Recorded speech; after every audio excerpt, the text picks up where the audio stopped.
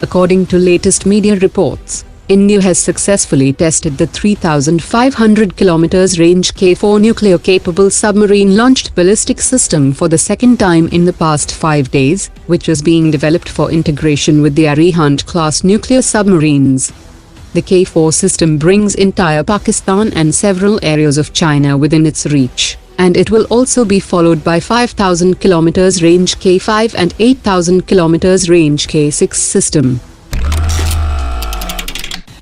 The Garden Reach shipbuilders have laid the keel of second of the 3 advanced stealth frigates for the Indian Navy, under the 19,294 crore rupees contract that was signed in 2015 under Project 17A.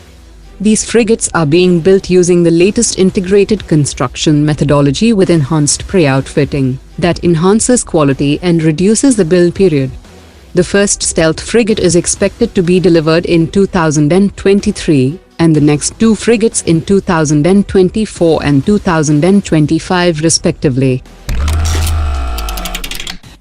Top experts have said that Larsen & Toubro is most likely to win the 50,000 crore rupees contract for building 6 P-75I submarines in India, as the other Indian shortlisted firm is Mazagon Docks Limited, which is running behind schedule in executing the earlier P-75 submarine project to build 6 Scorpion-class submarines with French collaboration. Pakistan conducted a training exercise test of its 290 km range tactical nuclear system on 23 January, and the top experts have said that it is a weak symbolic response to India's successful test of the 3,500 km range K4 submarine-launched ballistic system. Pakistan is yet to develop a capability to launch a submarine-launched ballistic system. Hindustan Aeronautics has commissioned the assembly jigs for Tejas Trainers with air-to-air refueling, as per Air Force's requirement to manufacture 8 trainers under the 40 Tejas Mark I order. Manufacturing of these 8 trainers will begin soon, but the deliveries will only begin when all the remaining 16 Tejas Mark I fighter jets are delivered by end of March 2021.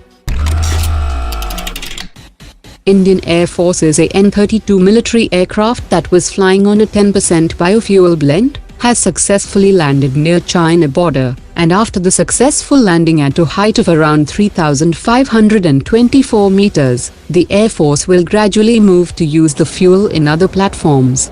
The Indian Air Force plans to reduce fuel costs by around $4 billion by 2024.